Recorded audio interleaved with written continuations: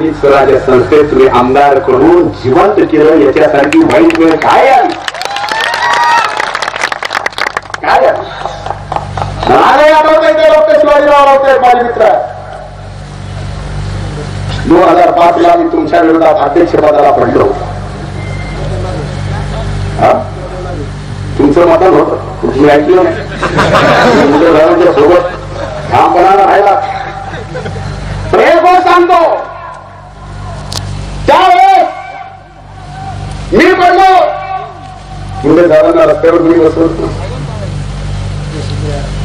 ज्यांनी रस्त्यावर बसवलं त्यांना आमच्या काही साहेब घरात बसत्यात, पण ज्यांनी मुंडे साहेबांचे रात्रभर पाय दाबले, रक्ताचा भाऊ, त्याला मात्र आमच्या काही साहेब दुश्मन समजतात. याच्यासारखं वाईट काय असू शकतं? आणि मला आजही आठवतं, पहिल्यांदा ज्यावेळेस तुम्ही जिल्हा अध्यक्षांच्या बंगल्यात गेला होता राऊत साहेब, तुम्ही नव्हता, तिथला स्थानिक स्वराज्य संस्थेचा आमदार होता. आणि पूर्वी त्या बंगल्याच्या मध्ये स्वर्गीय मुंडे साहेबांचा फोटो होता. आणि तो फोटो कुणी काढला? स्वतःच्या हाताने. ज्यांनी काढला त्याला तुमची आमदारकी बहाल केली. वा, हा वारसा आहे मुंडे साहेबांचा. आणि जर तुम्हाला मान्य असेल तर मलाही काय अडचण नाही लागला, मला काय फरक पडला. पण एक सांगतो, ही निवडणूक आणि या निवडणुकीत जात नाही, पात नाही, धर्म नाही. या निवडणुकीत एकच बघा, एक शेतकऱ्याचा मुलगा ज्यांनी स्वतः ग्रामपंचायत लढवली, पंचायत समिती लढवली, 3 वेळेस जिल्हा परिषद, 1 वेळेस जिल्हा परिषदचा सदस्य, 2 वेळेस जिल्हा अध्यक्ष, आणि आज लोकसभेचा उमेदवार म्हणून आपल्या समोर आहे हा बजरंग सोनवणे. 2 उमेदवारांचा फरकच सांगायचा आहे तर मी आपल्याला सांगतो, आमच्या दोन्ही बहिणीला आजही स्वर्गीय मुंडे साहेबांच्या कन्या म्हणून ओळखलं जातं. मला आजही पंडितांचा मुलगा म्हणून ओळखलं जातं. आमची ओळख आमच्या वडिलांमुळे आहे. पण बजरंग बाप्पा सोनवणेचे वडील जर केस मध्ये रस्त्यावर आले तर केसचे लोक म्हणतात, बघा बजरंग सोनवणेचे वडील चालले, वडिलांची ओळख ही पुत्राच्या कर्तृत्वाने या ठिकाणी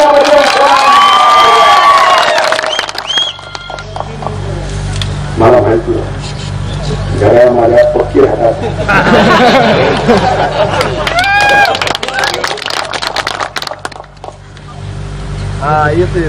त्यामुळे हे कसा तो आपल्या जातीचा, हे जातीचा म्हणू नका.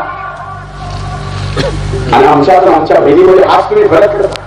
55 वर्षाच्या आधारे पवार साहेबांच्या राजकीय इतिहासात, दादांच्या इतिहासात बारामतीला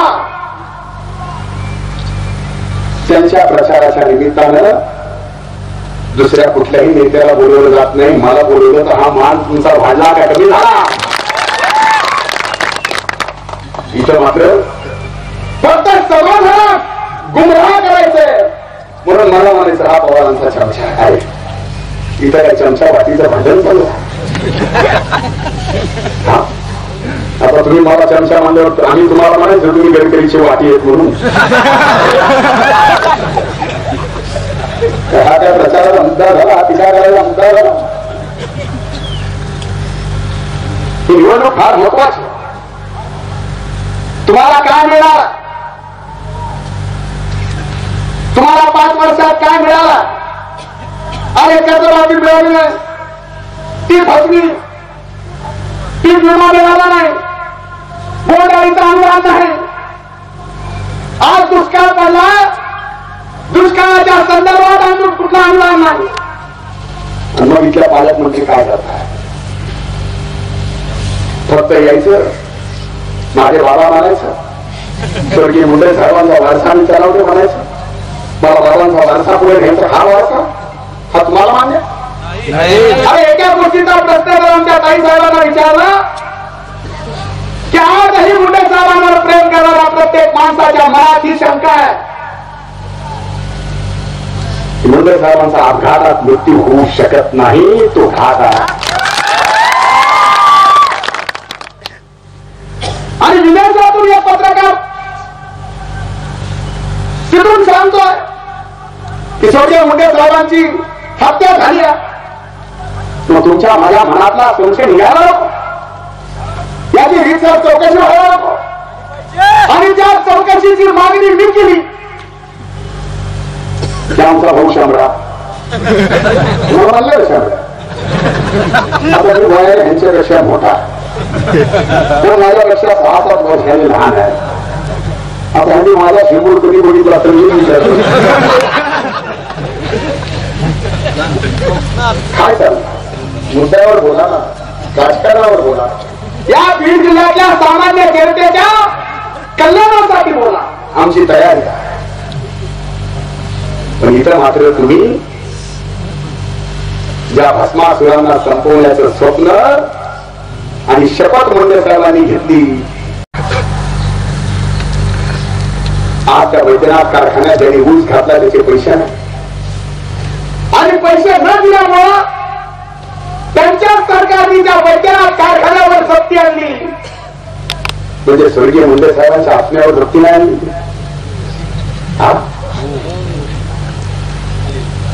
हे स्वर्गीय मुंडे साहेबांचा तुम्ही व्यवस्था करा आणि माझ्यावर आरोप करा की म्हणजे तोड पाणी करणारा स्वर्गीय मुंडे साहेबांचा वारस कसा होऊ शकतो. मी वारस नाही सर, मी कधी दावा केला वारसाचा. आणि पंकजाताई तुम्ही माझ्यावर तोड पाणीचा आरोप करताय. अरे या राज्यातल्या 16 मंत्र्याचे तुमच्या सहित पुराव्यानिशी घोटाळे बाहेर काढले आणि राज्याच्या मुख्यमंत्र्याला चॅलेंज केलं की मी दिलेले सभागृहातले पुरावे एक जरी खोटा असला तर महाराष्ट्रातल्या कुठल्याही चौकात धनंजय मुंडेला फाशी द्या, मी फाशी घ्यायला तयार आहे. उगाच भावाला बदनाम करायचंय म्हणून मला तोडपाणी तेही इथल्या नवीन झालेल्या आमदाराचं ऐकून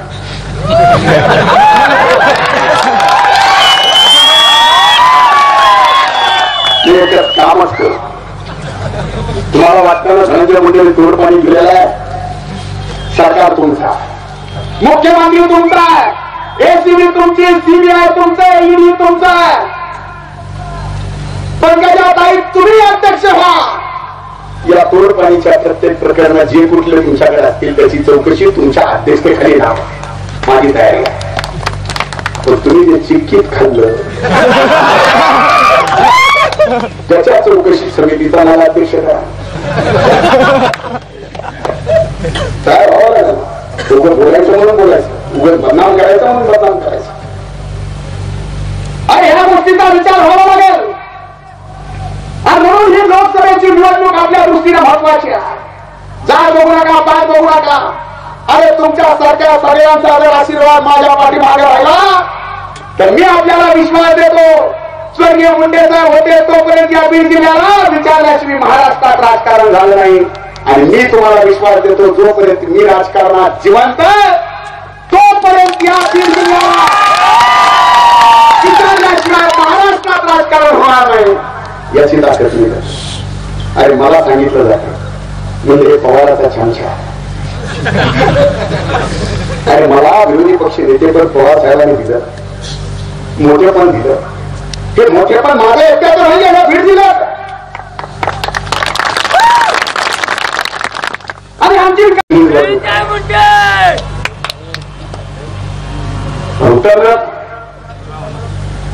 आणि एवढंच काय सांगायचं, या बीड जिल्ह्यामध्ये प्रभू वैद्यनाथाचं 12 ज्योतिर्लिंगापैकी एक स्थान आहे. तुम्हाला माहिती अण्णा 3 वर्षापूर्वी प्रभू वैद्यनाथाचं 12 ज्योतिर्लिंगाचं स्थान केंद्राच्या दफ्तरी 12 ज्योतिर्लिंग म्हणून होतं. परळी वैद्यनाथ तालुका परळी जिल्हा बीड महाराष्ट्राचं. 8 महिन्यापूर्वी झारखंडच्या एका खासदारांनी आपल्या या परळीचं बीड जिल्ह्याचं वैभव असणारं 12 ज्योतिर्लिंग पळविलं झारखंडच्या. आता तिथल्या वैद्यनाथ धामचं त्या गॅजेट मध्ये नाव आले. देवाचं देव पण पळविलं ते आम्ही आमच्या भगिनीला प्रश्न नाही विचारायचा. हा स्वर्गीय मुंडे साहेबांचा वारसा सर्व. मला एका प्रश्नाचं उत्तर द्या. 12 डिसेंबर 2014 ज्या वेळेस मुंडे साहेबांची पहिली जयंती गोपीनाथ गडाचं भूमिपूजन करताना राज्याचे मुख्यमंत्री आले आणि मुख्यमंत्र्यांनी घोषणा दिली की स्वर्गीय मुंडे साहेबांच्या नावाने मी ऊसतोड मजुरांचं महामंडळ टाकतो. निर्णय केला. 4 वर्ष सभागृहात मी प्रश्न विचारतोय. किती ऊसतोड मजुराला या महामंडळाचा फायदा झाला उत्तर नाही. या ऊसतोड महामंडळाचं कार्यालय कुठे आहे याचं उत्तर नाही. 8 महिन्यापूर्वी कामगार मंत्र्यांनी सभागृहात उत्तर दिलं आणि ते उत्तर ऐकल्यावर माझ्याच काळात धडकून झालं. ते मला या स्वर्गीय मुंडे साहेबांच्या ऊसतोड मजूर महामंडळाचं मुख्य कार्यालय परळीत आहे. तुझं परळीत आहे.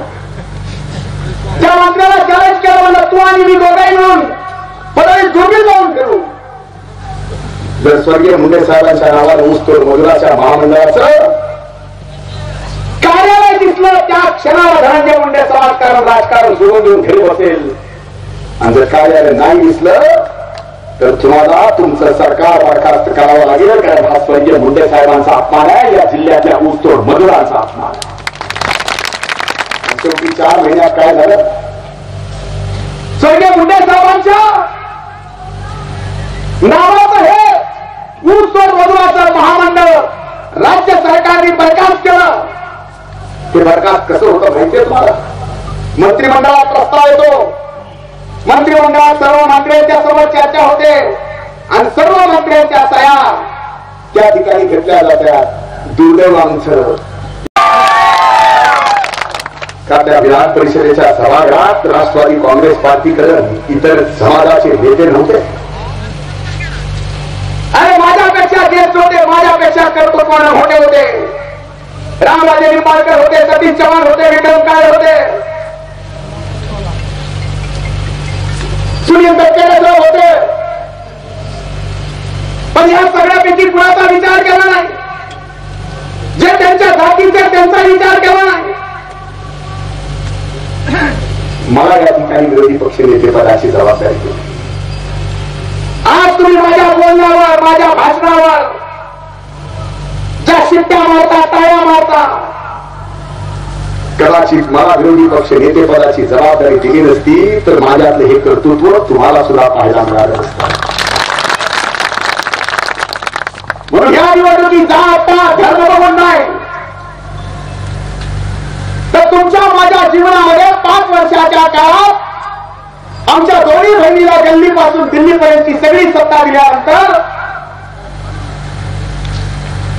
त्या गल्लीपासून दिल्लीपर्यंतच्या आमच्या दोन्ही बहिणीच्या सत्तेतून तुम्हाला काय मिळालं हे बघून मतदान करायचं.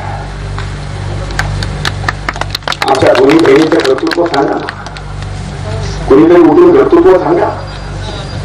हे व्यासपीठावर बसून तयार कधी काय कर्तृत्व? 2009च्या निवडणुकीत माझ्या ऐवजी पंकजाताईला उमेदवारी दिली. आज आमच्या बहीणबाई म्हणतात की भाऊ विरोध करतो, भाऊ विरोध करतो. अहो ताई साहेब तुम्ही तर माझ्या म्हणजे तुमच्या भावाच्या भरलेल्या ताटात खरे चालवले ना 2009ला. आणि मी जर माघार घेतली नसती तर तुम्ही आमदार झाला नसतात. आणि आज तुम्ही म्हणताय माझ्यामुळे माझ्या भावाला विरोधी पक्ष नेते पद झाला. अरे वा. तर मी जर 2009ला माघार घेतली नसती तर अपक्ष सुद्धा आमदार झाला असतो. अपक्ष सुद्धा. पण आम्हाला खराब केलं नको. पण आज ज्या पद्धतीनं चाललाय या जिल्ह्याचं राजकारण अशाच पद्धतीनं जर जिल्ह्याचं राजकारण केलं तर या बीड जिल्ह्याचा मागासलेपणा कधीच दूर होणार नाही. ही साधे सरळ सोपे प्रश्न या बीड जिल्ह्याच्या जनतेच्या आमच्या दोन्ही बहिणींना या निवडणुकीत विचारतो आहे. तर त्याच्यात माझ्या भाग्याचं कारण काय? मी काय चुकीचे प्रश्न विचारले? तुम्ही जर या देशात म्हणजे स्वर्गीय मुंडे साहेबांच्या आत्म्यावर वृत्ती नाही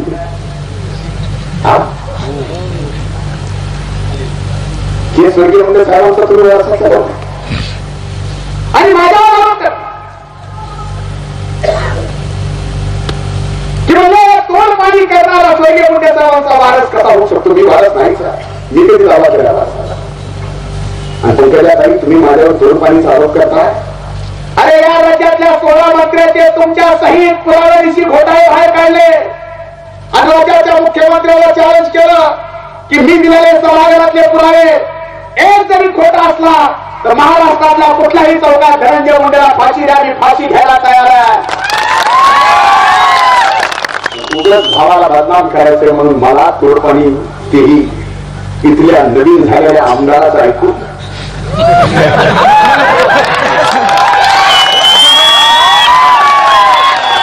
ते एकच कामच कर. तुम्हाला वाटतं ना धनंजय मुंडेने तोडपाणी दिलेलं आहे. सरकार तुमचा, मुख्यमंत्री तुमचा आहे, एसीबी तुमची, सीबीआय तुमचं, ईडी तुमचं आहे. पंकजाताई तुम्ही अध्यक्ष व्हा. या तोडपाणीच्या प्रत्येक प्रकरणात जे कुठले तुमच्याकडे असतील त्याची चौकशी तुमच्या अध्यक्षतेखाली लावा. माझी तयारी आहे. पण तुम्ही जे चिक्कीत खाल्लं त्याच्या चौकशी समितीचा मला अध्यक्ष करा. काय उगं बोलायचं म्हणून बोलायचं, उगं बदनाम करायचं म्हणून बदनाम करायचं. अरे ह्या गोष्टीचा विचार व्हावा लागेल. आणि म्हणून ही लोकसभेची निवडणूक आपल्या दृष्टीने महत्वाची आहे. जात बघू नका, पात बघू नका. अरे तुमच्यासारख्या सगळ्यांचा जर आशीर्वाद माझ्या पाठीमागे राहिला तर मी आपल्याला विश्वास देतो, स्वर्गीय मुंडे साहेब होते तोपर्यंत या बीड जिल्ह्याला विचारल्याशिवाय महाराष्ट्रात राजकारण झालं नाही.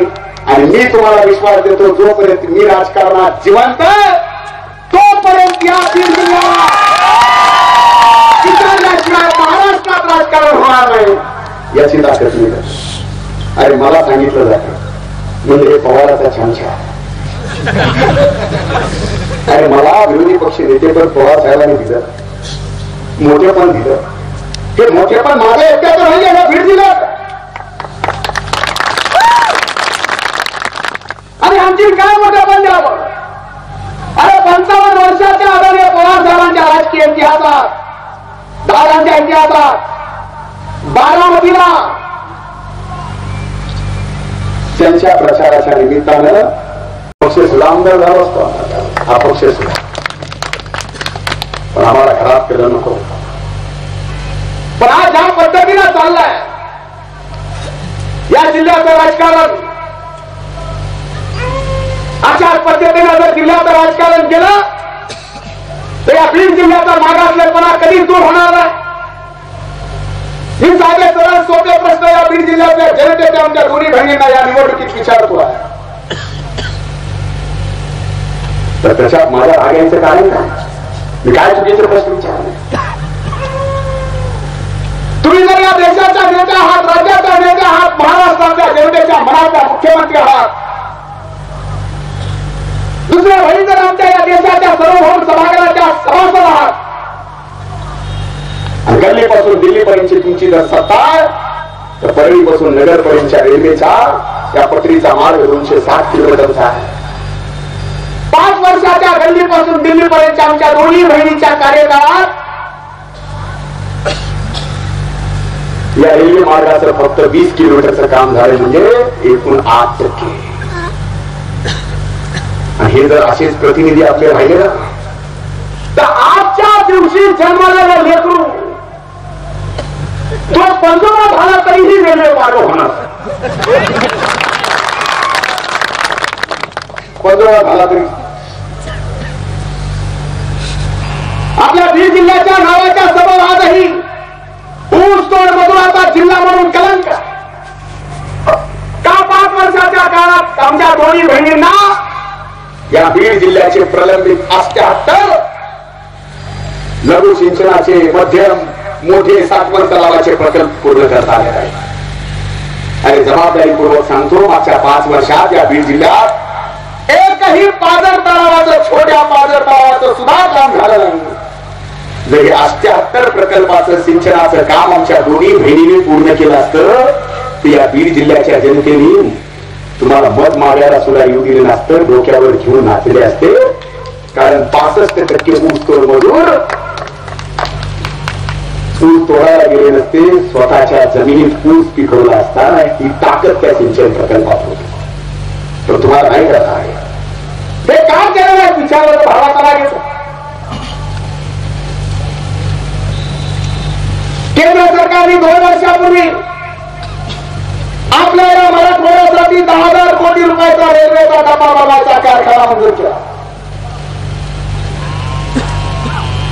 आमच्या मुलगा ज्यांनी स्वतः ग्रामपंचायत लढवली, पंचायत समिती लढवली, 3 वेळेस जिल्हा परिषद, 1 वेळेस जिल्हा परिषदचा सदस्य, 2 वेळेस जिल्हा अध्यक्ष, आणि आज लोकसभेचा उमेदवार म्हणून आपल्या समोर हा बजरंग सोनवणे.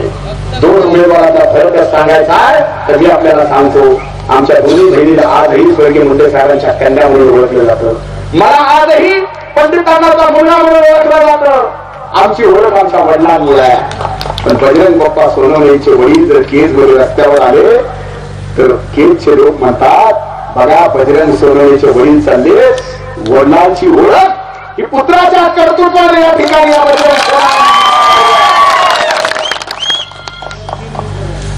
मला माहिती आहे.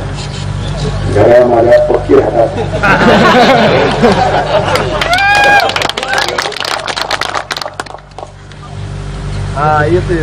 त्यामुळे हे कसा तो आपल्या जातीचा, हे जातीचा म्हणू नका. आणि आमच्यातून आमच्या बहिणीमध्ये आज तुम्ही फरक करता.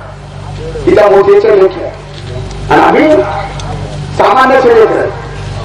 म्हणजे आमच्या वडिलांनी स्वतःचं जीवन जिजवलं लहान भाऊ मोठा होण्यासाठी. तो भाऊ मोठा झाला, त्या भावाचे लेकरं मोठे, आणि ज्यांनी स्वतःचं आयुष्य जिरवलं त्याची आमच्या सारखी लेकरं म्हणजे सामान्य. वा, हा माझा जनतेचा नाही, हा तुमचा नाही. अरे मोठा माणूस हा कर्तृत्वानं होत असतो, वारसानी होत नसतो. कर्तृत्व बघा, कर्तृत्व. आणि निवडणूक कर्तृत्व बघायची आहे. आणि मी आपल्याला विश्वास देतो, या जिल्ह्याचे सर्व प्रश्न विश्वास टाकून बघा. या जिल्ह्याचे सर्व प्रश्न, या जिल्ह्याचा ऊसतोड मजुराचा लागलेला कलंक, या जिल्ह्याची रेल्वे, या जिल्ह्याचा औद्योगिक विकास, या सर्व गोष्टी जर पूर्ण करायच्या असतील तर बजरंग सोनवणेला आपण या भागाचा खासदार म्हणून पाठवा. एवढंच नाही तर आम्ही जाहीरनाम्यात सांगितलं, केंद्रात सत्ता परिवर्तन झाली तर शेतकऱ्याचं सर्व कर्ज माफ केलं जाईल. केंद्रात सत्ता परिवर्तन झाली तर जे दारिद्र्य रेषेखालची लोक आहेत त्या प्रत्येकाला महिन्याला 6,000 रुपये देण्याचा निर्णय राष्ट्रवादी काँग्रेस पार्टीने आपल्या काँग्रेसची जाहीरनाम्यात केलेला आहे. पण हात जोडून कळकळीची विनंती आहे, 18 तारखेला काय बघू नका. बजरंग सोनवणे उभे आहेत म्हणजे आम्ही सगळे उभे आहेत. धनंजय मुंडे इथं उभा आहे, सुरेशांना नवरे इथं उभे. एक सामान्य माणसाला, एका सामान्य शेतकऱ्याच्या पोराला आपल्या सगळ्यांचं प्रतिनिधित्व या देशाच्या सार्वभौम सभागृहात करण्याची संधी द्या. 18 तारखेला घराच्या समोरचं बटन दाबून बजरंग बाप्पाला विजयी करा. मला तर कधी कधी वाटतं देव करतो ते भल्यासाठी. एक गोष्ट आहे,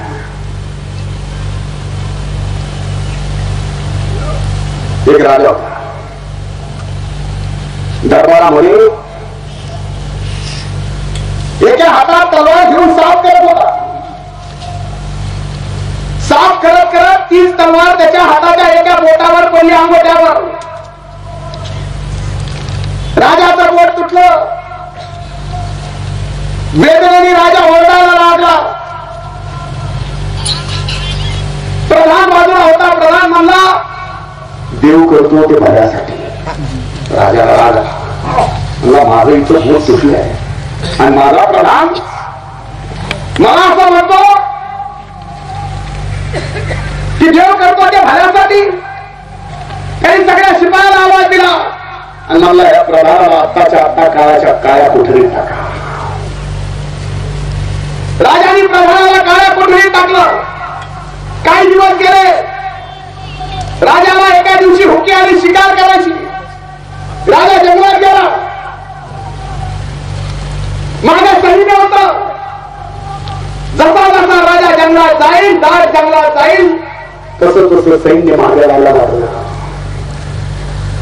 आणि दाट जंगलात गेल्यावर जंगलातल्या आदिमानवानी राजाला पकडला.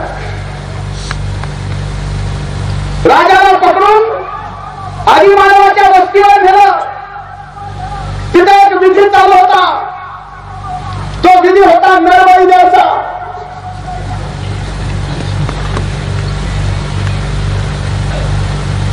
त्या आदिमानवानी त्यांच्या राजाला सांगितलं, बघा आम्ही नरबळी घेऊन आला.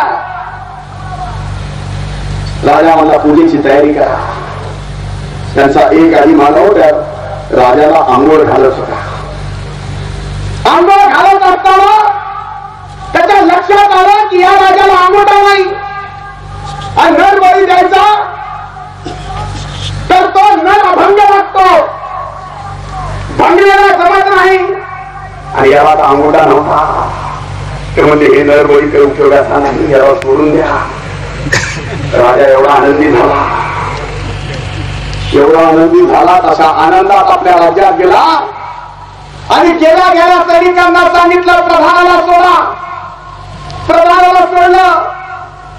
प्रधानाला सोडल्यावर परत जाऊन मिठी मारली, सोडल्यावर परत जाऊन मिठी मारली आणि म्हणला आत्ता मला कळालं की माझा ज्या दिवशी अंगोठा तुटला त्या दिवशी देव करतो ते भल्यासाठी तू का म्हणलास.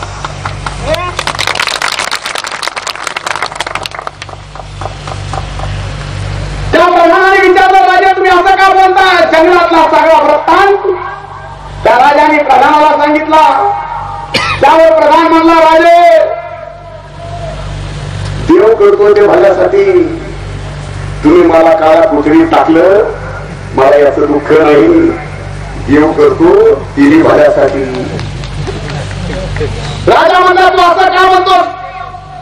प्रधान म्हणला राजे मला जर काळ्या कोठडीत तुम्ही टाकलं नसतं तर तुम्ही शिकारीला गेला असतात, तुमच्या शिकारी सोबत मीही झालो असतो,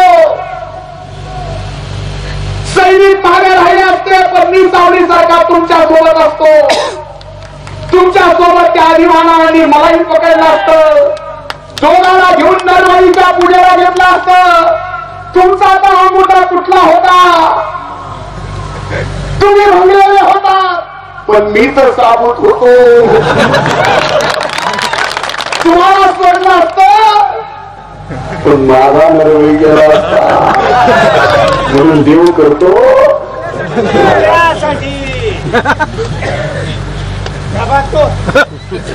आम्हाला बाजूला गेला. पण या क्षणाला मला वाटतं ज्या मला येतात मनाने तुमच्या समोर या ठिकाणी बोलायची हिंमत येते, विश्वकर्तृत्वाने येते, तुमच्या सगळ्यांसाठी संघर्ष केला त्याच्यातून येतो. हे कदाचित आहे असते. ही लोकसभेची निवडणूक आहे. या लोकसभेच्या निवडणुकीत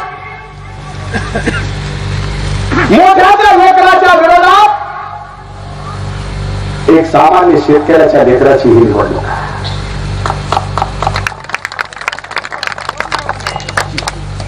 जात पात धर्म निवडणुकीत मतदान करताना करायचं नसतं. मी जर कुणाला म्हणलं की मी विधानसभेला पराभूत झालो, विधानसभेला पराभूत झाल्यानंतर 15 दिवसाच्या आत आदरणीय शरदचंद्रजी पवार साहेबांनी मला राज्याचा विरोधी पक्ष नेते पदाची जबाबदारी दिली, का त्या विधान परिषदेच्या सभागृहात पावसाचा थेंब नाही,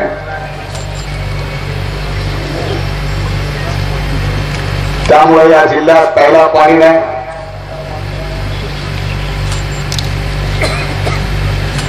सुरुवातीच्या काळात जनावराला चारा नव्हता, काय नाही मग काय ते करणार.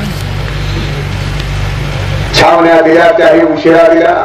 असताना दुसरीकडे देशाच्या निवडणुकीला सुद्धा या देशातली, या महाराष्ट्रातली, या बीड जिल्ह्यातली जनता समोर जाते. आमचे पुतणे, आमच्या धाकट्या बंधूंचे चिरंजीव सुजय विखे हे लोकसभेला उभे आहेत आणि लोकसभेला राधाकृष्ण विखे यांचे चिरंजीव उभे राहताना त्यांनी सांगितले की आम्ही आईवडिलांची परवानगी घेतली नाही. आता आपल्या कुटुंबामध्ये ज्यावेळेस मनुष्य एवढं मोठं राजकीय स्वप्न बघतो त्यावेळेस ते आईवडिलांच्या विचाराशिवाय शक्य होते. राधाकृष्ण विखे पाटील हे विरोधी पक्ष नेते झाले आणि तेव्हापासून त्यांनी भाजपबरोबर साठवट बांधलं. महत्वाचा विषय असा आहे की राधाकृष्ण विखे पाटील ज्या प्रवरा मेडिकल ट्रस्ट संस्थेचे उपाध्यक्ष आहेत त्यांना आर्थिक वर्ष 13-14 या वर्षी 2 कोटी रुपये झाकीर नाईक नावाच्या एका अतिरेक्याकडून मिळाले. झाकीर नाईक याला भारत सरकारने अतिरेकी म्हणून घोषित केलेलं आहे आणि झाकीर नाईक भारताच्या बाहेर पळून गेलेला आहे, मलेशियाचा नागरिक झालेला आहे. झाकीर नाईक एक संस्था होती, इस्लामिक रिसर्च फाउंडेशन.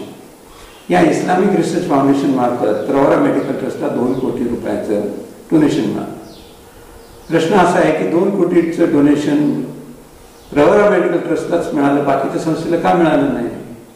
आणि हा आर्थिक व्यवहार होता, हवालाचा व्यवहार होता, हे आपल्याला माहीत नाही. 2 कोटी केव्हा उघड झाले? तर ज्या वेळेस एन्फोर्समेंट डायरेक्टर, ज्याला आपण ईडी म्हणतो, यांनी इस्लामिक रिसर्च फाउंडेशनच्या ऑफिसला धाड घातली 2016 मध्ये. त्यावेळेस त्यांनी दिलेल्या डोनेशनची यादी प्रवरा मेडिकल ट्रस्ट नावात, आणि म्हणून हा प्रकार बाहेर पडला. त्यावेळेस याची मी माहिती घेतली आणि सगळं तपास यंत्रणेने पत्र दिलं की असं झालेलं आहे. त्यांनी याच्यावर काही अजून भाष्य केलेलं नाही. की 2 कोटी रुपयाच्या बद्दल ज्यावेळेस मी 2 वर्षापूर्वी 7 मार्चला पुणे येथे प्रेस कॉन्फरन्स घेऊन, पत्रकार परिषद घेऊन हे लोकांना सांगितलं, जनतेसमोर आणलं, त्या दिवशी 7 तारखेला संध्याकाळी राधाकृष्ण विखेंनी Maharashtra news, press trust of India, DNA या सर्व न्यूजपेपरमध्ये कबुली दिली की प्रवरा मेडिकल ट्रस्टला 2 कोटी मिळाले आणि ते लोकांच्या उपयोगासाठी, म्हणजे पेशंटच्या बेलासाठी किंवा त्यांना आजारपणात मदत करण्यासाठी आम्ही आम्हाला मिळाले. प्रश्न असा आहे की अतिरेक्याचे पैसे जिथं ज्या देशाचं संकटात त्यांनी घातलंय, जिथे लाखो लोक या अतिरेक्याच्या हल्ल्यामुळे आज हजारो लोक महिन्याला मरत आहेत, त्यांचे पैसे घेऊन आपण आपल्या भागातले पेशंट साठी वापरतो, हे किती नैतिक आहे? आणि या नैतिकतेची जबाबदारी राधाकृष्ण विखे पाटलांनी घेतली पाहिजे. आता या 2 कोटी पैकी परत काही गेले कॅशमध्ये हे माहीत नाही आपल्याला, याची चौकशी झाली नाही. आणि ही चौकशी माननीय मुख्यमंत्र्यांना मी पत्र लिहिलं, दिल्लीच्या अधिकाऱ्यांना पत्र लिहिलं, आणि माझी पूर्ण खात्री आहे की BJPच्या सरकारने हे प्रकरण दाबून ठेवलेलं आहे. कारण असा विरोधी पक्ष नेता जो पूर्ण वेळ फक्त सरकारचंच काम करेल असा असल्यामुळे त्यांनी हे प्रकरण दाबून ठेवलेलं आहे. आणि या प्रकरणाला लवकरच सरकारने काहीतरी सांगावं. नाही तर आमचं असं माझं प्रामाणिक मत आहे की BJP सुद्धा अशाच लोकांबरोबर सत्तेसाठी हातमोडणी करून सत्ता टिकून धरते, आणि याचा मी निषेध करतो. आणि आपण सुद्धा कोणत्या पक्षाला कशामुळे मत द्यायचं याचा विचार करा.